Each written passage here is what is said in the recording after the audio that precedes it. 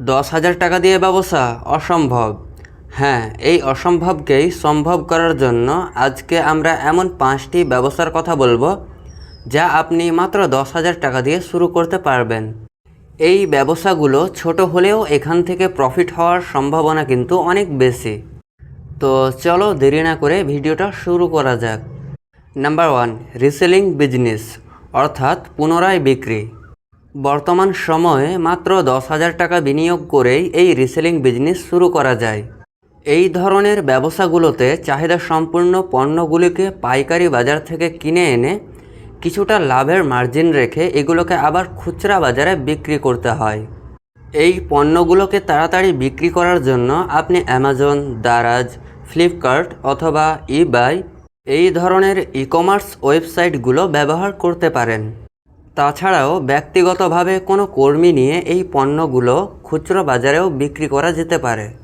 Number 2, food stall অর্থাৎ খাবারের দোকানের ব্যবসা। আজকাল রাস্তাঘাটে অনেক ধরনের ফুড স্টল হয়তো আপনারা দেখে থাকবেন, অর্থাৎ ফুটপাতের সামনে ছোট একটি দোকান, সেখানে বিভিন্ন ধরনের খাবার পাওয়া যায়, যেমন চপ, সিঙ্গাড়া, রোল, মোমো, নুডলস এবং আরও অনেক ধরনের খাবার। এই ধরনের একটি ফুড স্টল বা খাবার দোকান নেওয়ার জন্য আপনাকে অনেক বেশি টাকা খরচ করতে হবে না। তবে ছোট ছোট এই খাবারের দোকানগুলোতে লোকের ভিড় অনেক বেশি পরিমাণে থাকে, কারণ সবাই কম দামে ভালো খাবার খেতে পছন্দ করে। তাই ভালো কোয়ালিটির খাবার কিছুটা কম দামে দিতে পারলে কয়েকদিনের মধ্যেই আপনার ফুড স্টলটি ভালোর নাম হয়ে যাবে। নাম্বার 3, ফ্লাওয়ার বিজনেস অর্থাৎ ফুলের ব্যবসা। ফুল সকলের পছন্দের একটি জিনিস। আমাদের দেশে প্রথা অনুযায়ী বিভিন্ন পারিবারিক এবং সামাজিক অনুষ্ঠানগুলোতে ফুলের প্রচলন রয়েছে। ফুল দিয়ে শুভেচ্ছা জানানোর পাশাপাশি প্রিয় মানুষকে খুশি করার জন্য ফুলের ব্যবহার করা হয়। শহরের মধ্যে ছোট একটি দোকান রেখে পার্কের অথবা কলেজের সামনে এই ফুল বিক্রি করা যেতে পারে। আর এই ধরনের ব্যবসার জন্য খুব বেশি পরিমাণে টাকা ইনভেস্ট করার প্রয়োজন হয় না। যেই এলাকাতে এই ধরনের ফুলের চাষ হয়, আপনি চাইলে সেই এলাকা থেকে ফুল সংগ্রহ করে খুচরোভাবে বিক্রি করতে পারেন। নাম্বার 4, জুস স্টল অর্থাৎ ফলের জুস তৈরির দোকান। খাবার দোকানের ব্যবসায় যেমন লাভজনক, ঠিক তেমনইভাবে জুস স্টল বা শরবতের দোকান লাগিয়েও ব্যবসা আরম্ভ করা যেতে পারে। এই ব্যবসাটি করার জন্য ভালো একটি জায়গা বেছে নিতে হবে, যেমন স্কুল, কলেজ, হসপিটাল অথবা সরকারি কোনো বড় প্রতিষ্ঠানের সামনে এই ব্যবসা করা যেতে পারে, কারণ এই সমস্ত জায়গায় লোকজনের ভিড় একটু বেশি থাকবে। তাই আপনার দোকানের শরবত বা জুস খাওয়ার জন্য লোকজন আসার সুযোগ অনেক বেশি থাকে।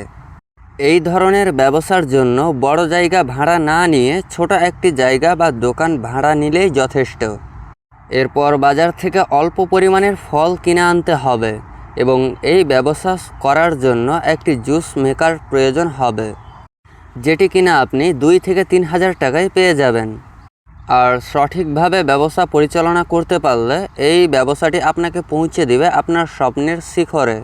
নাম্বার 5, মোবাইল ব্যাংকিং এবং মোবাইল রিচার্জের ব্যবসা। বর্তমানে এই ব্যবসাটি সারা বিশ্বে একটি জনপ্রিয় ব্যবসা।